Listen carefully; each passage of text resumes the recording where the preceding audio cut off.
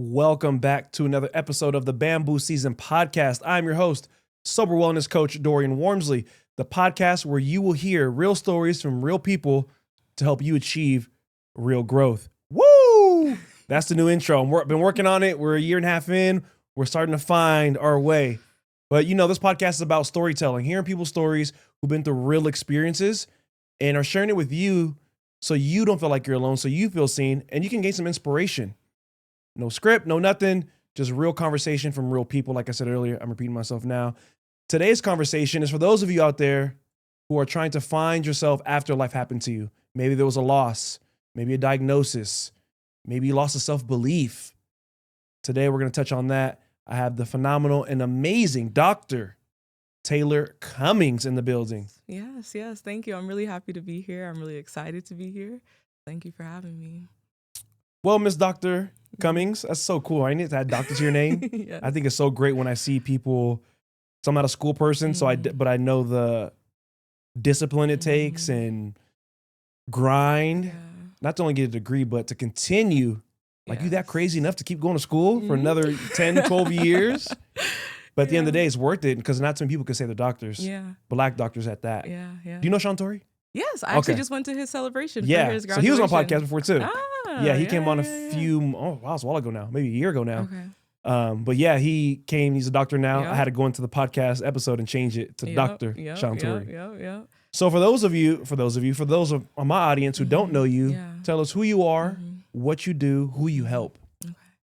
My name is... You're going to talk to me. Okay. My name is Dr. Taylor Cummings. I'm an educational psychologist. I study motivation. I'm really interested in self-determination and how to live your life on your own terms and really understanding what it means to take control of your own life. And so I deal a lot with belonging, what it means to belong to oneself, and really questioning what it means for marginalized folks or historically minoritized folks to really, break free from that psychological membership from oppressive systems. And so really trying to understand how we navigate that and make sense of ourselves. And I help anyone who wants to understand themselves deeply, wants to understand themselves better, and wants to create a reality that they're happy with living.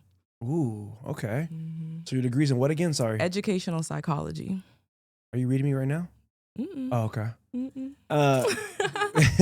I always ask people that who are in therapy or any type of coaching, and a lot of them do say it, sometimes it's hard for them to turn off, especially when it goes into dating or friendships or anything. And I'm like, it's got to be hard when you have all this knowledge, Taylor's acting like that because of blah, blah, blah, blah. Yeah.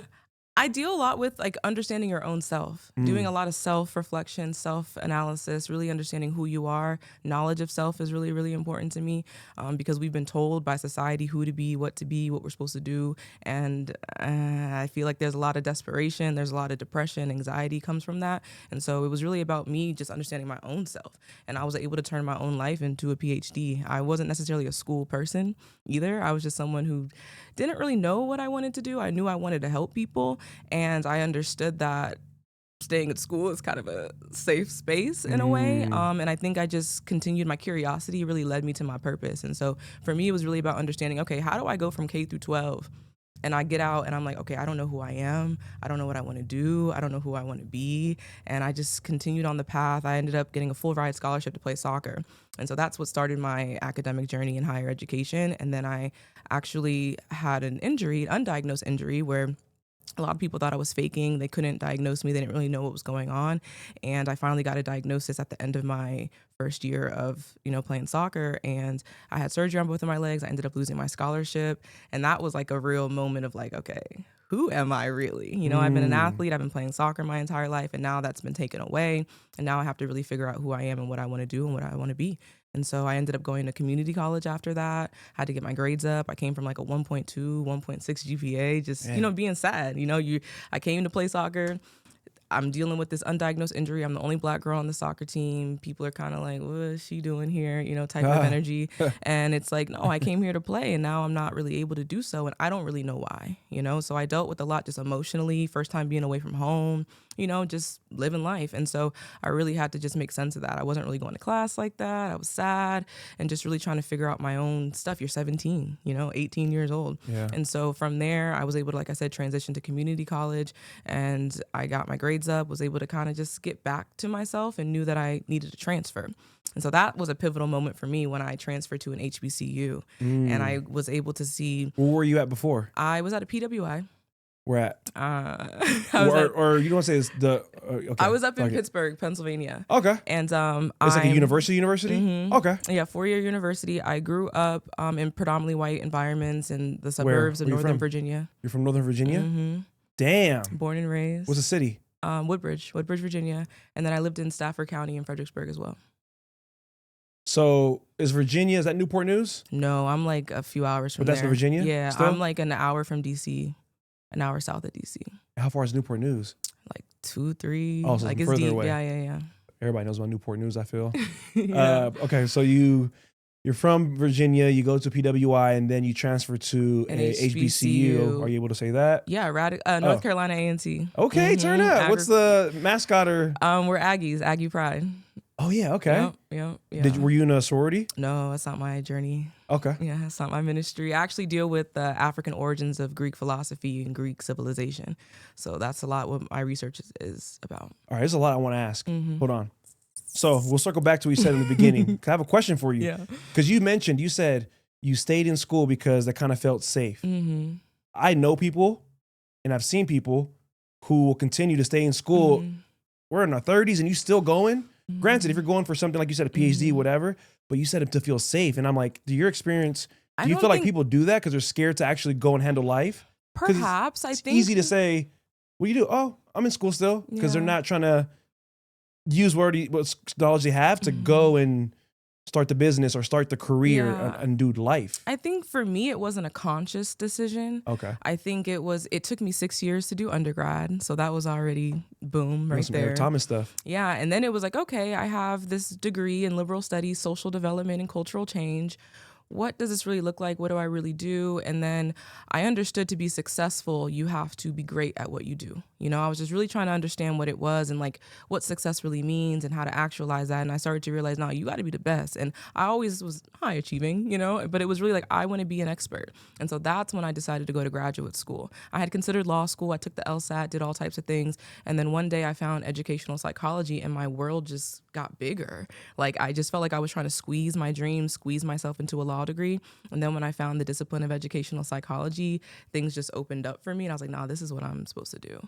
Wow. And I did it. And I had no intentions on getting a PhD. I just did it, and so I'm grateful. And that's what I talk about. Intuitive inquiry was one of the methods I used in my dissertation to really understand the way that life happens and how our steps are likely ordered. What is that?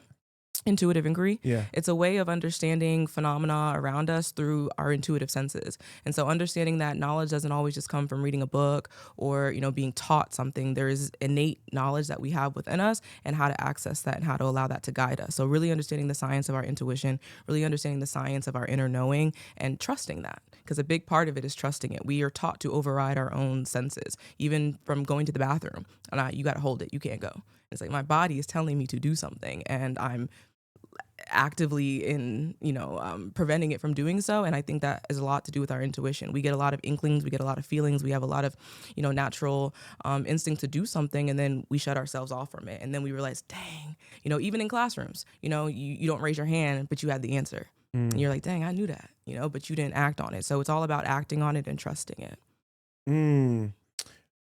Another thing you said earlier, that was interesting. You said something about what society tells us to be. Mm-hmm.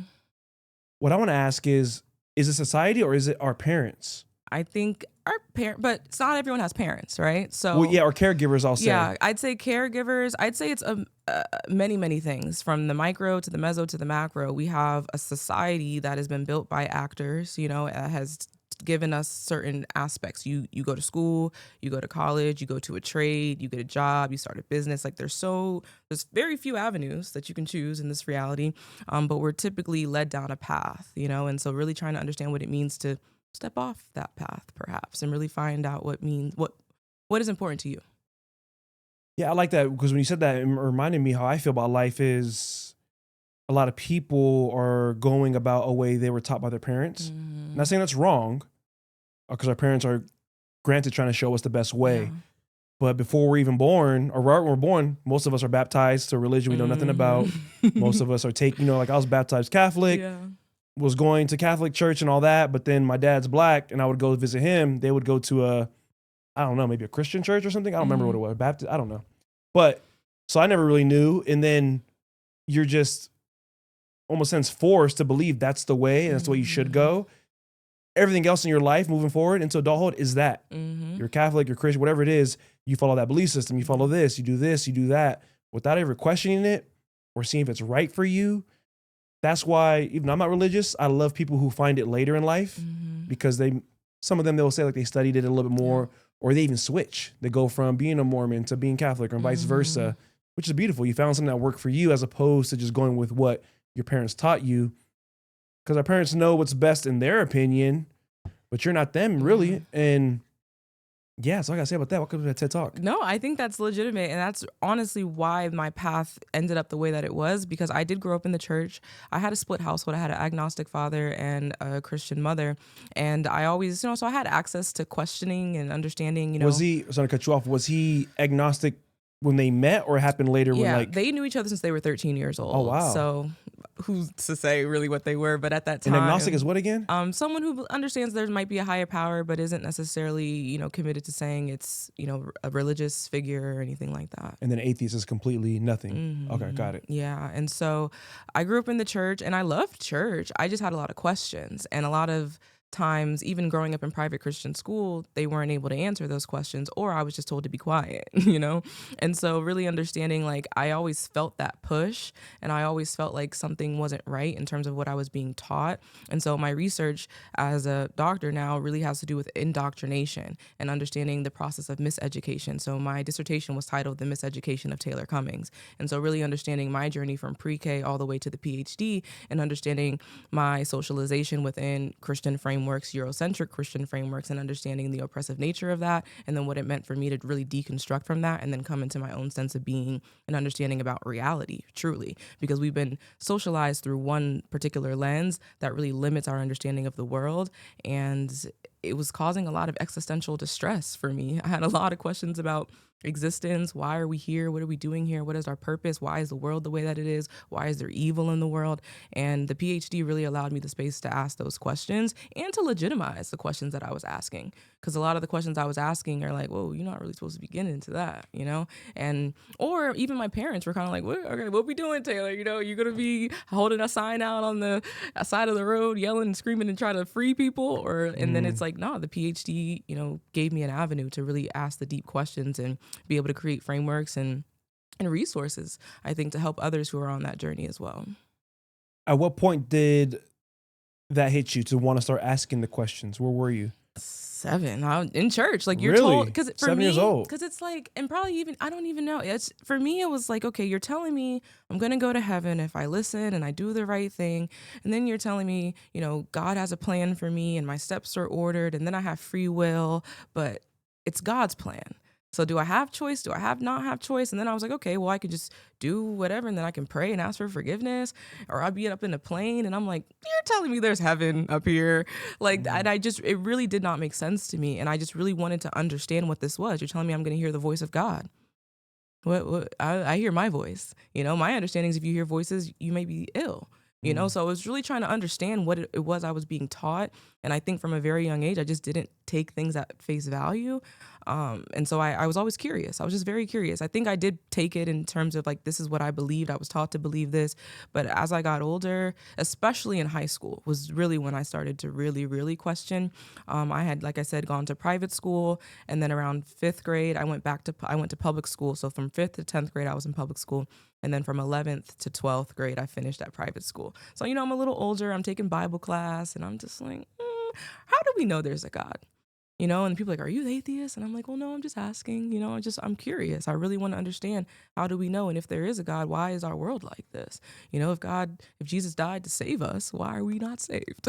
And so it just kind of led me down this path. And then when I went to the HBCU is when I started to understand history from a different perspective, because I was only taught a Eurocentric history. And so then I get a professor who's dropping knowledge like crazy, that things I've never heard. What's his name? It was actually a woman, Dr. Marissa Dick. Oh, yeah, I saw that in the podcast episode. Yeah. She's still at the college? Oh, yeah. Shout out to Professor Marissa Dick out here. Where's she from? I don't know where her hometown is, but she's currently, at A&T, and I actually got to interview her 8 years later for my dissertation. I think I saw you post about that. What was her what class was it? So the course was called The Idea of Africa. Okay. And it was really my first time seeing depictions that were not desolate, that were not poor, that were not hungry children on the TV. I got to see the richness of the land. I got Like to Mansu? I got to understand that. Yeah. Mansu And Mansu? I got to, Mansa Musa. I got to understand all of that. I got to understand just the dynasties. I got to understand the history in terms of like knowledge production, how we are the first human beings. We are the first scientists, understanding where chemistry and these names come from. Like just really understanding what it is that we're dealing with and, you know, what took place. Cause I was always really confused. Like, how did Black folks get into this position? You know, and we grow up in the church believing Adam and Eve are the first human beings. We grow up to believe that a man was created first and then a woman. And then it's like, okay, well, if Adam and Eve are depicted as these white naked people running in the garden, then where do Black folks come in all this, you know? And then you start to just understand science, and then you understand, oh, this is actually not true at all. And so that was really important for me to make sense of. And just like I said, understanding the origin of a lot of these systems. So understanding the origin of Christianity, understanding that this is not the first Immaculate Conception story. This is not the first resurrection story or crucifixion story. These stories have existed long before. And then, okay, what is the story really about? You know, was it a man that came to earth, or is this a different type of symbolic type of thing happening here? I like this because I'm one to always question everything, whether you believe it or not. I don't care, but I just like to know. I like to get curious, like where, why, who, how. And one thing about social media, what I will say, there's pros and cons to it. Like it's definitely clickbait and, you know, get your attention, keep you scrolling all day. But man, I've learned so much about history through just social media pages. And granted, you still got to do a little homework to make sure it's factual and they're not just random people posting stuff. Compared to what I learned in high school, I'm like, you mean to tell me this person did this and this and that and that? Especially when it comes to the Black people, you get your 1 month, you learn. It's always Malcolm X and Martin Luther King. That's pretty much it, right? Now the kids might throw in Barack Obama now because he became president, but you're right. And I've heard people talk about that, how the depiction's always the slavery, the hardships, the civil rights, the fight, the struggle. It's always the struggle.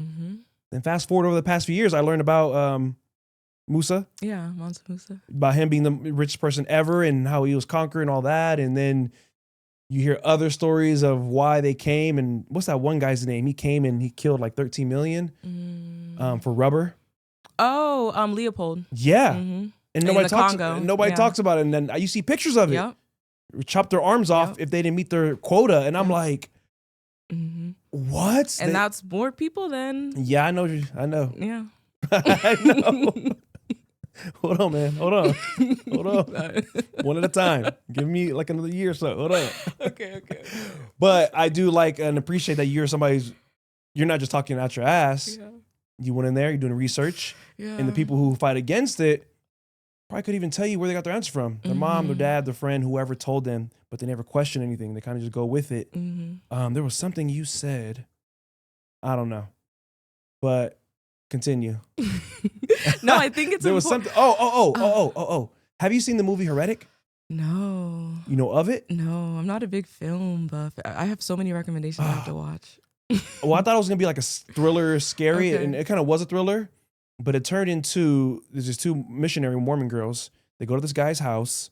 He tricks them to come inside, takes them inside, and they're there to spread the word of the Book of Mormon, whatever. He takes him to his house, downstairs to his dungeon, and he gives him like a school lesson about religion. I'm like, where's this movie going? He has a whole wall full of everything, and he breaks down how every religion has the same basic concepts, just different branding and marketing. Yep. And he uses Monopoly. He's like, here's Monopoly. Here's Monopoly Go. Here's Monopoly Deal.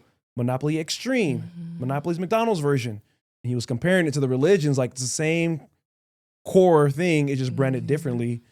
And how all other religions also have somebody in the 25th that was crucified and 12 disciples and a God. Like it wasn't just Christianity. It was in India, Africa, Asia. And I was like, I don't know how true it is. I didn't watch a fact check. But it was just interesting. And he was saying how the Mormons were the only ones that go and almost market it because they go door to door and Yeah. almost press it. Yeah, that was I love Mormons. Don't get me wrong. Don't counsel me. We love everyone, interfaith. But I think it really is a matter of that curiosity. Yeah. And I will say that was very eye-opening for me too, understanding the similarities across cultures and just understanding like, oh, like there is a pan-human experience happening here. It doesn't matter where you're from, what you look like, what color you are. There's something very just inherent in who and what we are and how we made sense of our reality. And one thing that always sticks with me is that we all share the same sky. And so when we understand how our ancient ancestors were making sense of our reality, and when you get these dates like December 25th and how it aligns with things like the winter solstice, or when we talk about Easter, how it's in alignment with the spring equinox and all these types of things, you start to understand, oh, and even if you look at, the Last Supper and that portrait, and, some scholars will talk about how it really shows you the zodiac and it shows you the different seasons and things of that nature. So there's science embedded in our art. There's science everywhere, all around us. And I think that was the failure that school did on all of us. It didn't really show us why this stuff was important in context. We were really understanding numbers and, really important things. Even if you think about like Mesopotamia and all these things we were learning and Hellenization and all these things. Oh my God, I was building pyramids with sugar cubes. Yes, and we don't know why. Like why. And it's like, what were the pyramids? The pyramids weren't just tombs. The pyramids do a lot and they tell us a lot. So back to your point, of the school, I guess not giving us the right information. Mm-hmm. I heard literally today, a friend told me about how the system has failed us. Yes. And he said he was at an event in DC, and this doctor, Hernandez, okay, said that, how many of you guys here think the system has failed you? Everybody raised their hand. He's like, no, you're wrong. The system is working for what it's designed to do. Precisely. And you saying that about schools, like we can say school failed, like no. It might start changing in the future, but for me, when I was in school and I think about it, it's preparing you to either not necessarily go to jail, but almost go into another system. Because I've been to jail. And when I was there for 2 months, it reminded me of school. It's the same thing. They wake up a certain time, you eat at this time, you go back, you get recess time, you lay back down, you get another meal, and then another meal.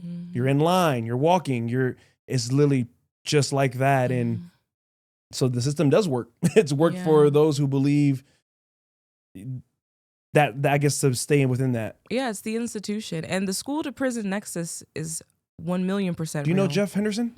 No. Oh, I'll send you the episode I did with him. His name's Chef Jeff. Okay. He is here in Vegas. He has a nonprofit. His goal, he's passionate too when he says it, but his goal is to cut the line from Clark County School District to Clark County Corrections. Yeah. He's like literally trying to stop it because it's a something billion-dollar company, industry, private prisons. And that's what happens. And a lot of people will quote different statistics like, oh, they determine how many beds they're going to have in prison based on third grade test scores and things of that nature. Damn. And so it's just really understanding. There's a book called Push Out, and it talks about the criminalization of Black girls in school. And so you just understand who is constantly, targeted, who has more suspensions, who has more expulsions, and it's Black and brown kids. And so understanding what that looks like, and then you see who is predominantly the populations in prisons. And so then you also have to go to the 13th Amendment that makes slavery legal. Well, it's illegal without, understanding what we're dealing with. And so understanding that this is a very, very real thing. This is a very real thing we're dealing with. And I used to work in alternative school, so I would literally watch kids get pulled away in cop cars. Taylor, you have a lot of knowledge of things you've studied. And, we're not the only ones that know these facts, right? People are going to hear this, watch this, they've seen it, they know it. There's too much information out there to not know certain things are built a certain way for certain people. Based off what you know, how can we, or what do we need to do as young adults and whatever to help people escape that matrix? Yeah, it's education and it's organizing. So we do a lot of mobilizing. We get a lot of people in the streets. We do a lot of protesting. We do a lot of awareness. But it really is about getting very strategic, getting quiet. I think a big part of it is getting quiet, getting down low, and really strategizing to figure out what does this look like. Because we're talking about systems, right? So we have an economic system that's not helping anyone. It doesn't matter if you're Black, you're brown, you're white. It doesn't matter. It's poor quality of life for all human beings. And so how do we understand what it means to create a system that really brings us the quality of life that we are deserving of? Because our planet gives us everything that we need, but we're extractive, we're exploitative, and we don't understand what it looks like to really be in a communal environment with one another. And so we used to have beautiful trade all over the world, every continent. you got what you got, what you got, what you need, da da da. And we were doing that open communication. And now we got all this stuff going on. And it really is a matter of understanding what is your contribution to society? What are you great at? What do you love? And how can we do that? So I think I have a Black woman, we were a Black woman scholars peer support network and think tank. And then we started to understand we're more than scholars. And we are trying to really break down the elitism that happens in the academy. And so we've opened it up, and I'm really changing the language around how I'm talking about this. And so the lab is a peer support network and a think tank for Black women, period. It doesn't matter if you're creative, you work in the corporate space, you're in the academic space, and really understanding who and what we are and what it really means for us to come together and be able to do some really good work. And so we have lawyers, we have doctors, we have people in tech, we have biomedical scientists, we got everybody. And so I got 600 plus women across 3 continents signed up in less than a year. And so really understanding what it looks like for us to come together and really build something. I like that you're taking action, because something I've come to realize and see with social media especially, people just want to voice their outrage, but don't want to put no action. Yeah. You see it every time. When something happens in the world politics or whatever, they're quick to post it. Oh my God, they did this. Oh my God, can you believe this? I see it. I have to unfollow people because I know you're sharing it. I get it to bring awareness, but you're sharing it to your private account with your 150 people. So you're literally just going to your family. What are you doing physically or action-wise? Like you hate immigration or whatever, go to the immigration office in your city or go to your council meetings and figure out how you can put a brick into the change, brick by brick. And that's my biggest pet peeve. I see it all the time, especially when it comes to Black issues and all that. People just want to share, be outraged, share it, and they'll go back to sleep. I guarantee it. Or share it and go back to what they're doing, their toxic behavior that's not even helping themselves elevate. Because you got to elevate yourself and grow as like you said earlier, know yourself. So you even know why you want to go help other people.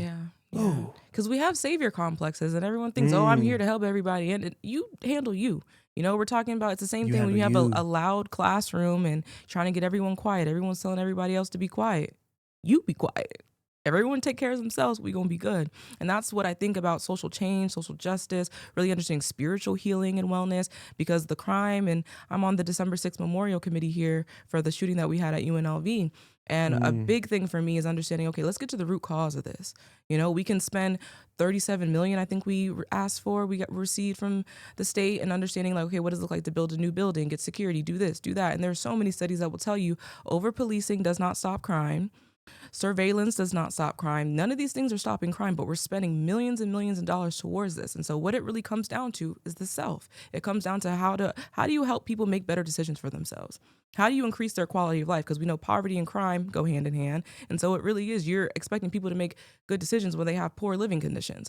And so it's really understanding how do we really increase our mental health, our physical health, our spiritual health, so that we can be in safe communities. Because I know that's what everyone wants for themselves and for others. And if there are people that don't, we'll deal with that and we'll talk to them and we'll handle that. But I think love is what's required. It's the same thing with the school system and parenting. We're trying to use harsh discipline tactics to get people to do what we don't want them to do. So we're going to put our hands on our kids to tell them hitting is wrong and that you mad because they growing up and fighting you now. And so it's just very counterintuitive, counterproductive. And I think just getting back to the basics of humanity is really what's necessary and important. Back to what you said about, I agree about, you know, the poverty and crime go hand in hand. What's hard though is to get the people in the poverty out of the poverty mindset. I also want to not even correct that, but also say that crime is a social construct.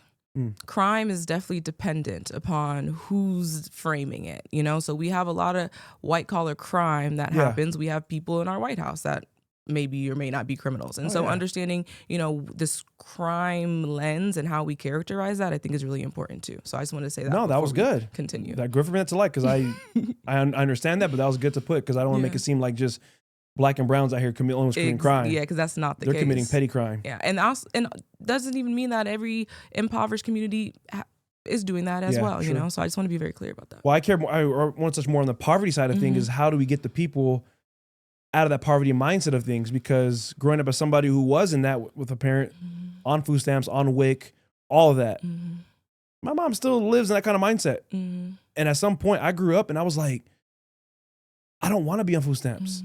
I don't want to use those things. I get they're to help, but I was like a young 19, 20, and she was trying to have me, teaching me how to get back on it, get the Medicaid, get this and that, get the food stamps. And I did it initially, but at some point I'm like, I don't want that life. I don't want that. I just don't. Yeah. And it's the biggest thing I see with people that grew up like I did, especially in Black and brown communities, where it's a generational cycle of things. Mom was on food stamps and welfare. She's going to teach you how to do it. So you have your kids and you get on, you stay, and you think you're kind of winning because you're getting free money. But then in a sense, we're all staying here the whole time. Every generation is just staying here. You'll get that one outlier, that one Taylor Cummings, that one black one, not saying your family's impoverished, but that one outlier who decides and I don't know where I'm going with that. But no, I get exactly what you're saying. And that's why self-determination was very, very important for me to really, truly understand what that looks like and how do we actualize that. And so within the educational psychology discipline, it says that we need a sense of autonomy, competence, and belonging. So those things I think are really helpful in terms of understanding what it looks like to be self-determined, how to be self-motivated, and how to take control of your own life. But on the other side, I also think it has a lot to do with trauma and just understanding that healing and what that looks like and how to create safe spaces for us to talk about it. So I think just talking about our experiences helps, this space in particular, and just continuing that and getting people comfortable speaking about their experiences.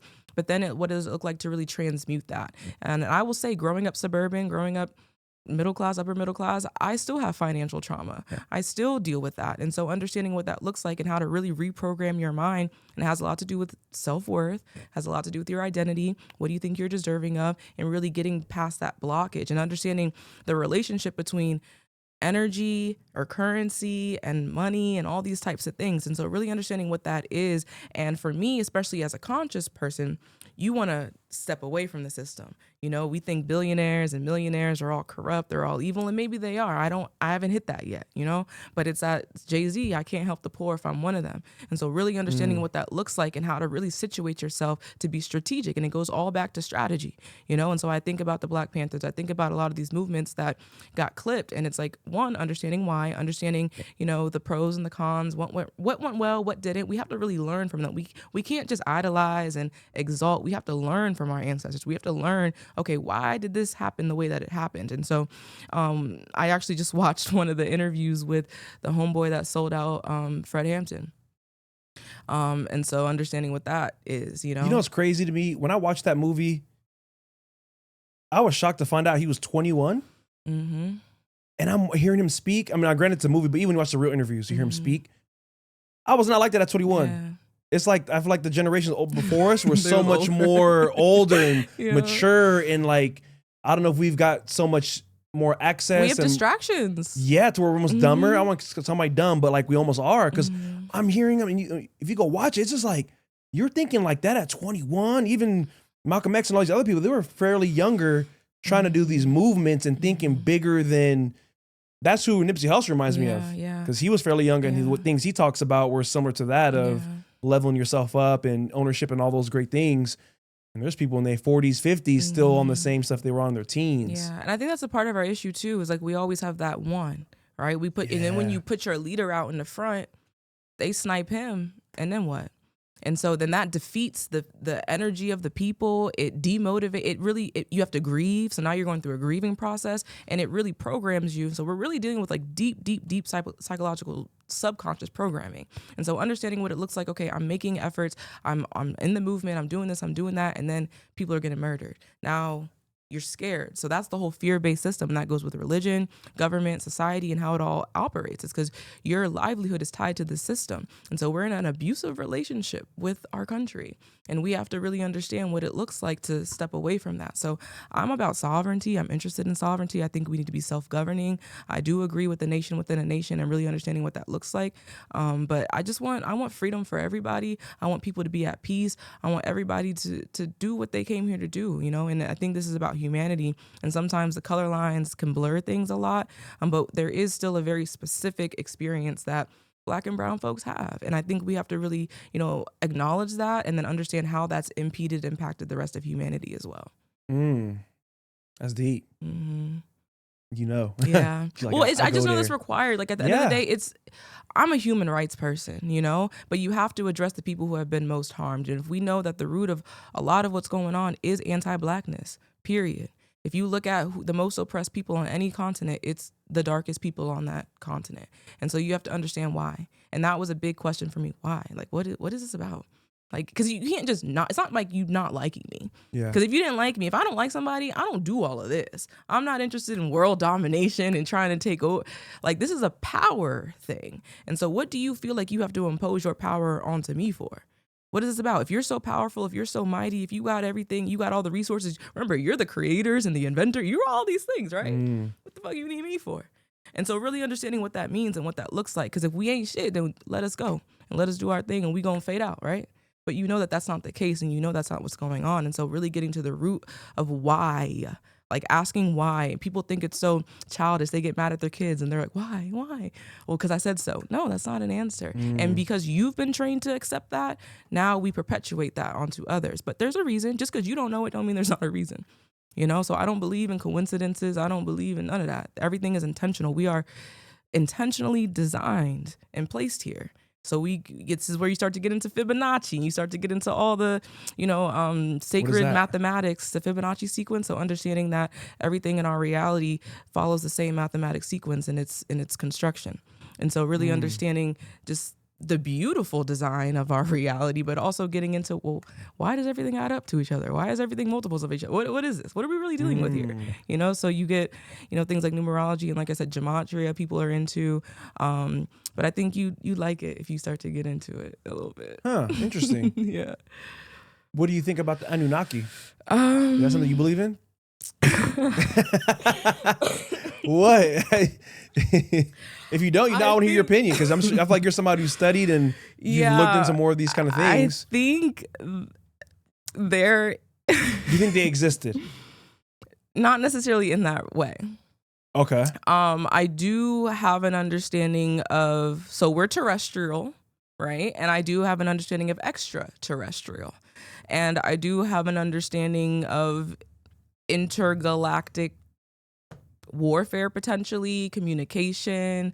I have an understanding of, I have those types of understandings. Okay.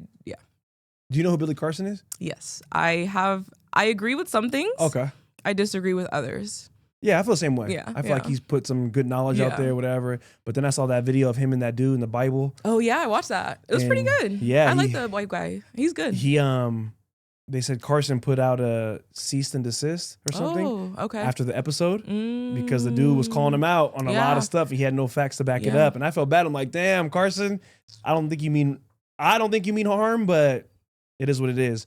Yeah. But it's so crazy. That's the world we live in. When somebody sees somebody doing something good, they got to go question and figure out why it's not good. What's the guy's name though? He's great, and I like what he does because he is a Christian. The guy who did it? Yes. Wes Huff. Yes. Wes Huff. Yeah. He speaks on what he knows. You feel me? Like he speaks on what he knows. He speaks on what he can, confirm. Even though some of our what we consider biblical evidence is fraudulent, most of it, actually, all of it, there is. The Bible is the Bible. But I think that I like what he does because he stays in his lane. So I respect that. I respect that. There's a lot. another guy like him that's opposite. He's like a super atheist. Okay. You know his name? You know what I'm talking about? I forgot his name. But he's like Wes, but just complete opposite. Yeah. He's depicting the Bible, this and that. He was like, it was a good example he gave on the podcast. And he was like, do you remember what I just said 2 sentences ago? And they're like, no. He's like, well, how do you expect somebody to remember the words of a man who's speaking a language they didn't speak thousands of years before it was written? Yeah. I was like, damn, okay. Interesting. Yeah. This is not a religious knock. Just no. But anywho, now as you are the woman you are now, what would you say is your belief system? I deal less with belief and I'm more interested in gnosis, knowledge, wisdom. I don't belong to any spiritual practice. I've been invited into a con. I've been invited into Ifa. I've been in, what are those? African spiritual systems. Like Orisha? Yes, similar to Yoruba. So understanding, what that looks like, and there's a lot of mathematics, a lot of science. I'm just not necessarily sold on the initiation processes and sold on, the ritual. I mean, ritual is important, but not necessarily, in that format. And maybe that might change for me later. But at this time, I deal heavily with the ancient Kemetic or Egyptian systems and really making sense of that, because I think it's our fullest understanding of a lot of things, as it relates to me and my journey as a Black American.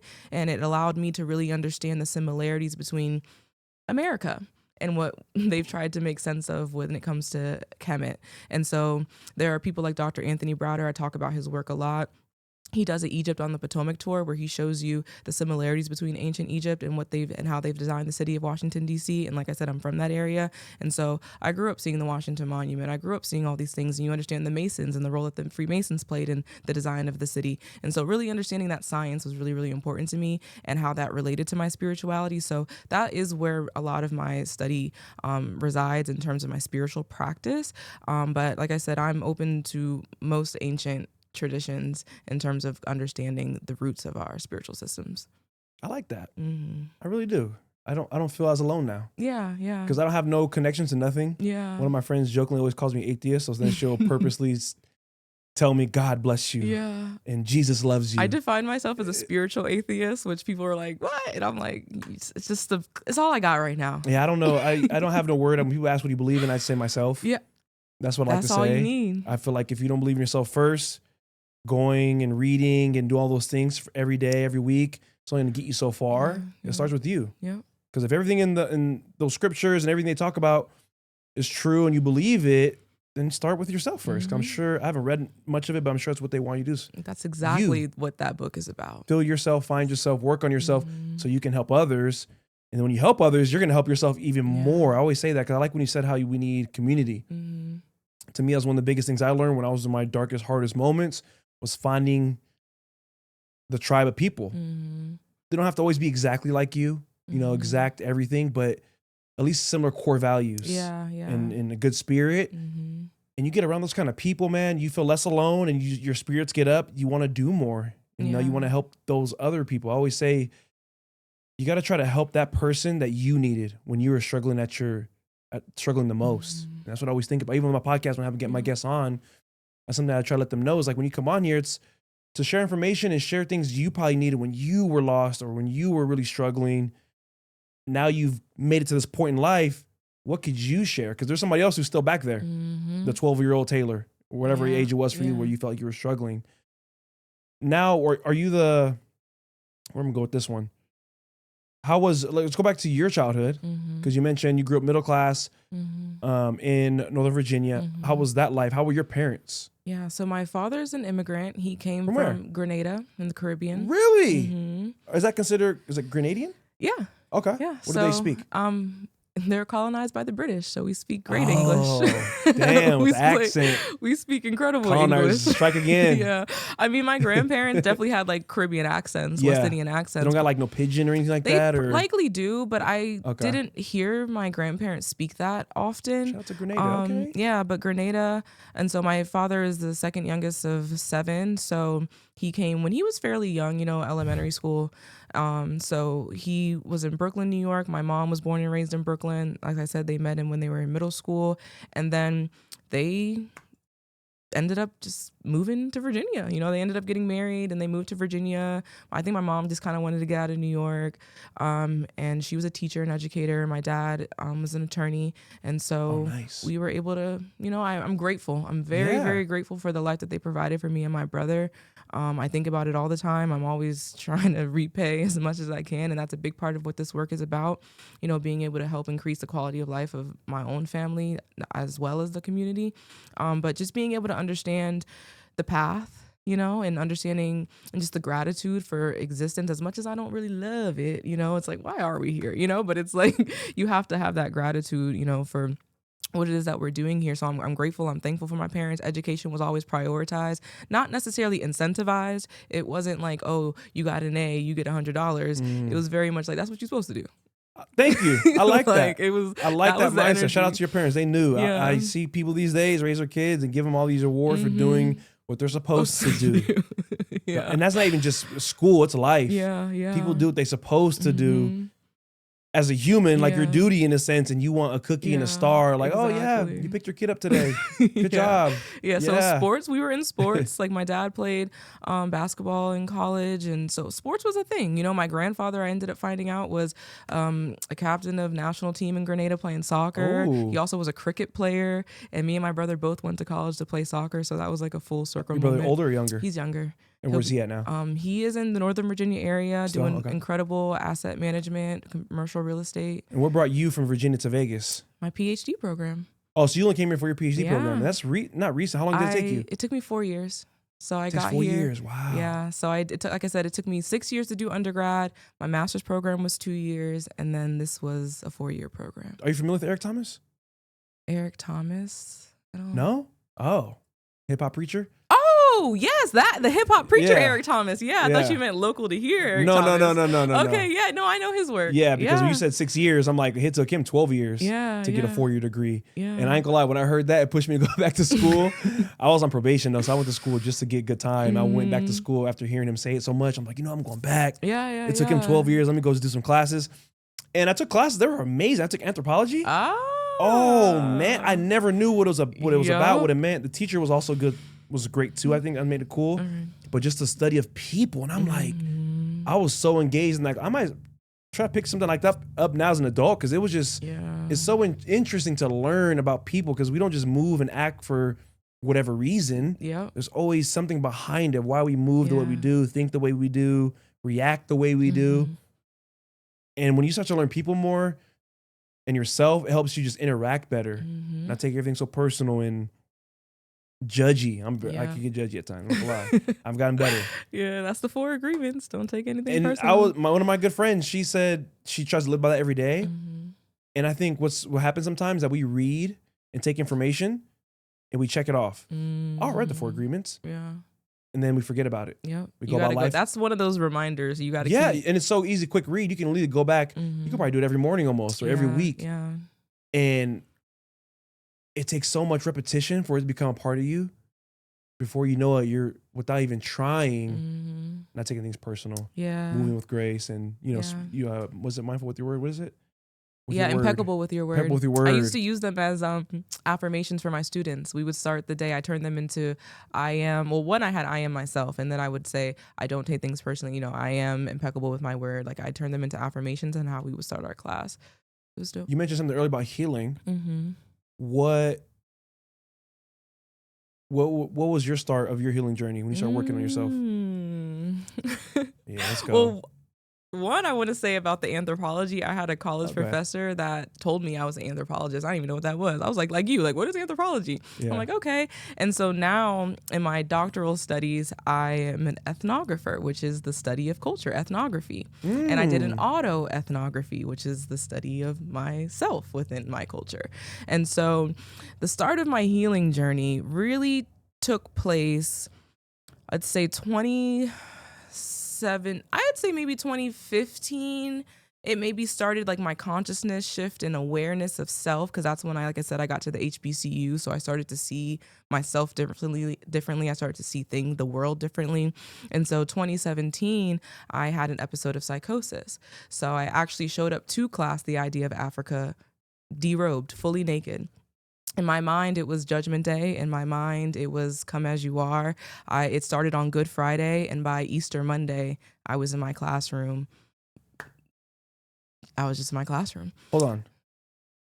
Make sure that's right. So you had an episode of psychosis, and you went to school naked? Yeah, I drove to school, and then I was ripping my clothes off, running into the building. Yelling or anything? No, I wasn't yelling. I was just going to meet my maker, essentially, in my mind. How old were you this time? I was 20, I don't know, it was 2017. At the HBCU? Yeah, so I had to be 21.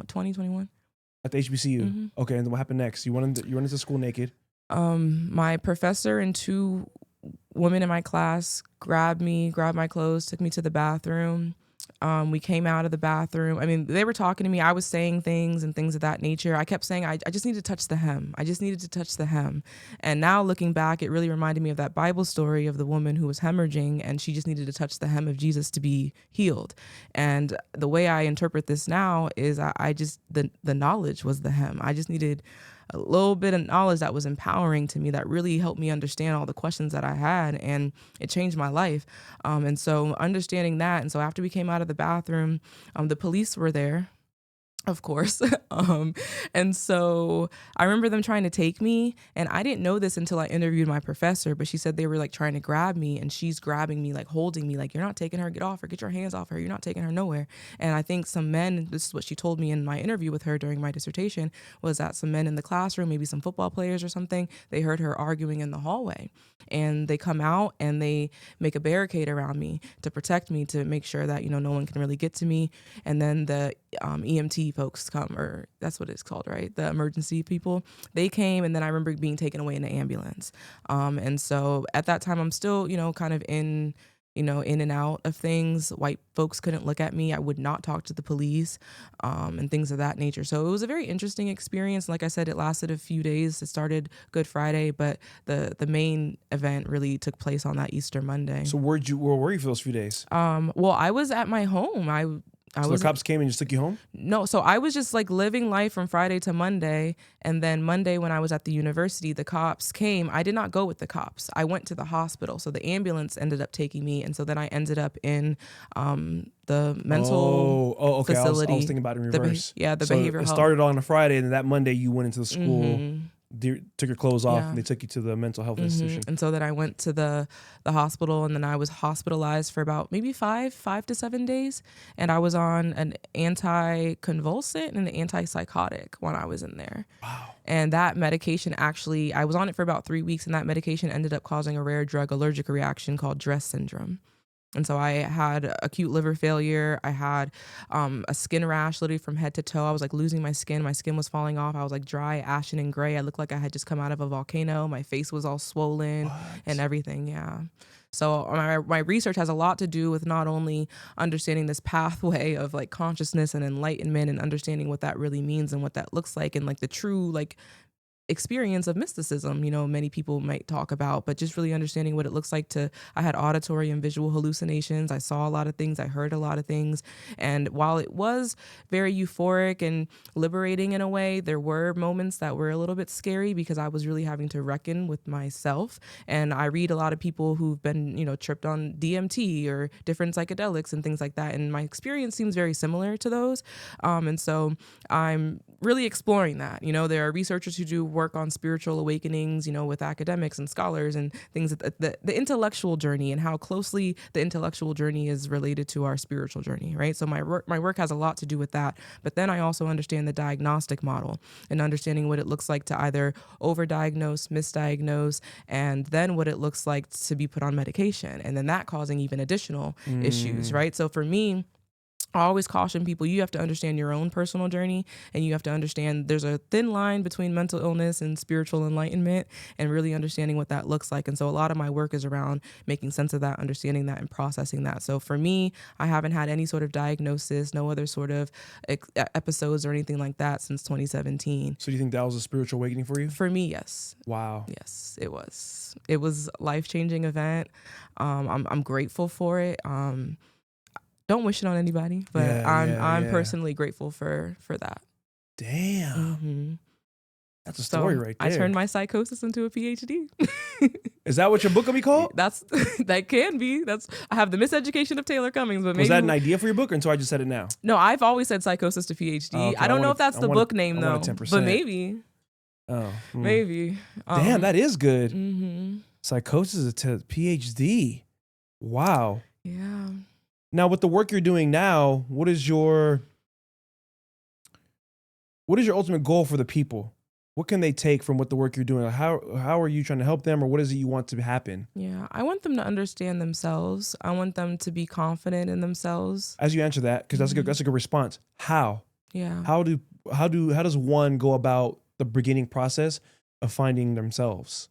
In your opinion, I know everybody's different. It's radical honesty. I can't tell you the exact method. I can't tell you. So that's also what intuitive inquiry is about. Sometimes you'll find yourself just doing things and then you're like, damn, like I didn't know I needed that, so you have to tap in with yourself and you have to really understand what that looks like for you. But I'd say that radical honesty is a huge part of it, because you have to be real with yourself about where your shortcomings are, what your goals are, what you're trying to do, who you're trying to be, where you fucked up, how you're going to repair that harm. Like you really have to make sense of that for yourself. And so I think like that is a big part of it. So actually a framework I am working on is around seeing yourself as you are. It's about accepting yourself as you are and then trusting yourself. So really being able, like I said, to be real with yourself, see yourself, not as you want to be, not who you think you are, but as you are right now in this moment, really understanding that vision. And then you have to have radical acceptance. You can't reject it. You can't be like, no. Like, it might be ugly. It might be painful. It might hurt. But you have to deal with that. You have to sit with that. So sometimes the best thing you can do for yourself is just sit with yourself. Because a lot of people run from their thoughts. They can't sit and be quiet. You got something playing in the background at all times. You people in the shower scrolling now. I'm like, what is going on? Damn, I've done that once. Yeah. You calling me out, girl? No, I'm not. Look, I'm just But saying. you're right. And it's things we think's okay. It's not like, and it's not okay. I'm be honest. It can't we sugarcoat things and make them feel like they're all right. Like, I think it's so weird sometimes.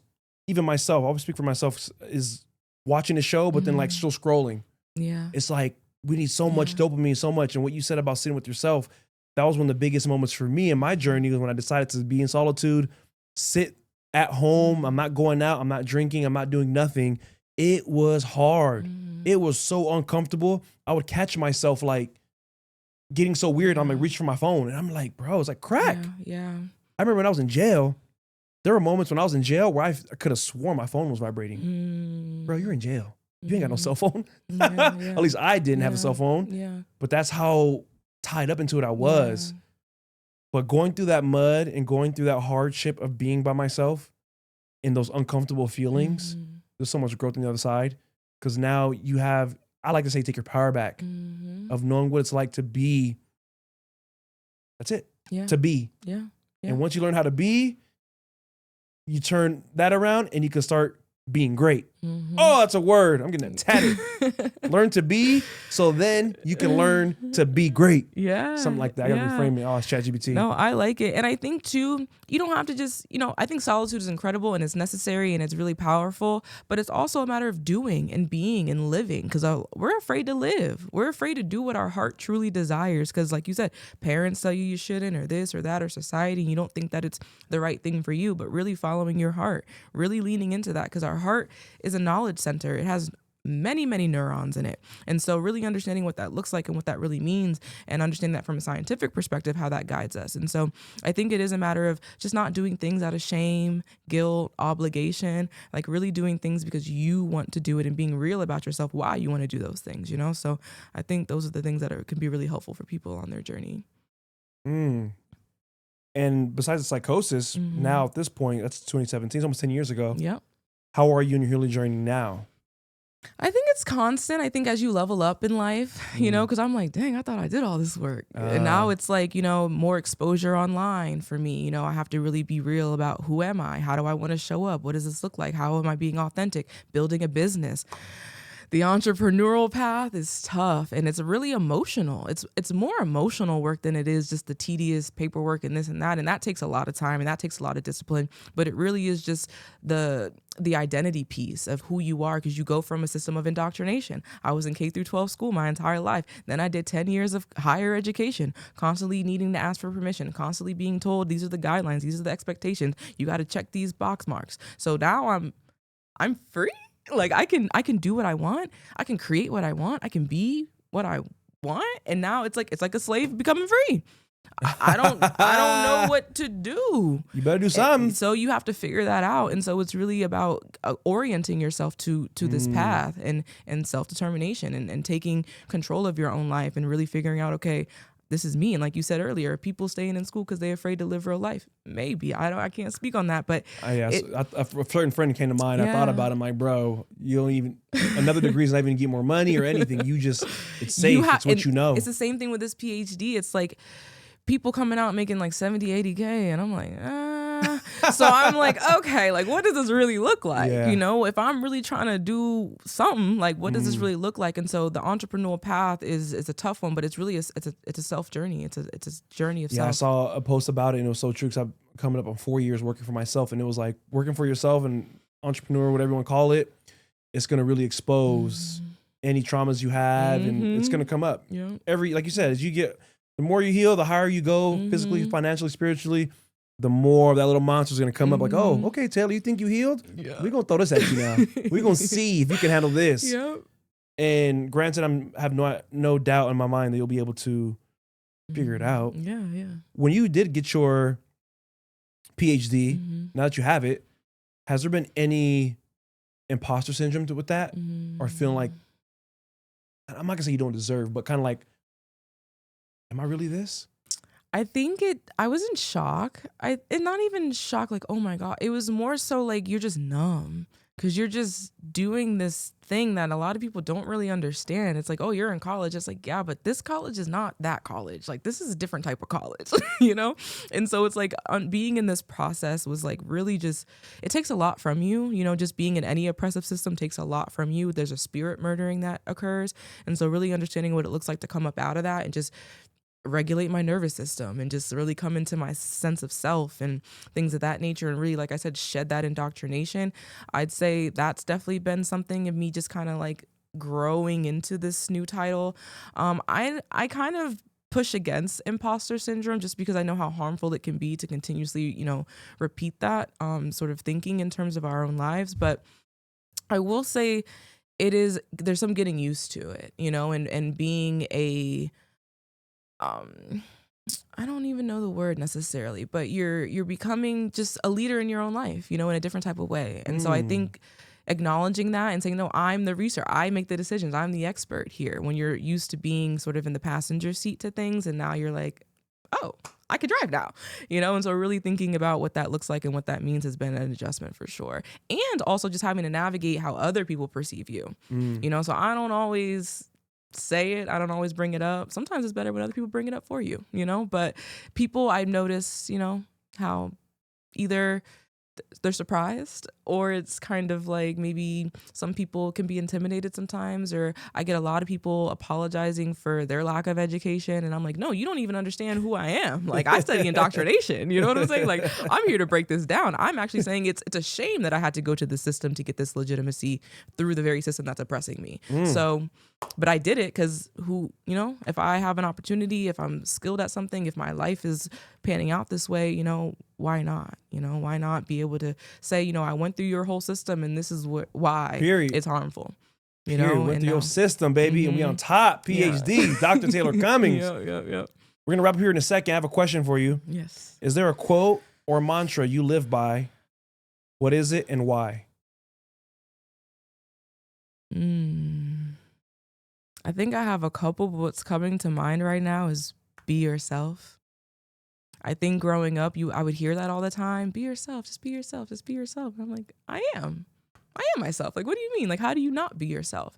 And then as I got older, I started to see that people were not themselves. And sometimes I would show up as myself and then realize, oh, we're not actually supposed to be ourselves. Like, we're supposed to be masking. We're supposed to be pretending. We're supposed to be playing this game. And I got to the point where I'm done pretending with y'all. I'm done playing this game because that's what upholds the illusion. So be yourself is what's coming to my heart right now. That's fire. I like that. I really do.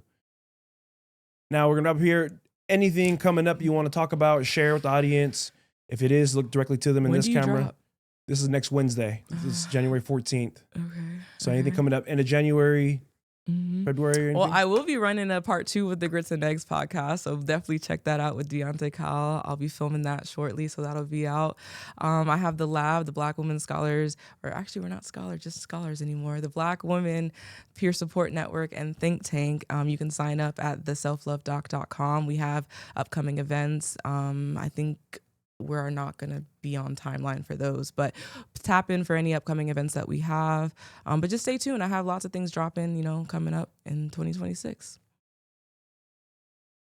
You heard her. I'm going to tag her Instagram in the description of this podcast. Also, her Grits and Podcast episode she did. It was great. I think you should check it out.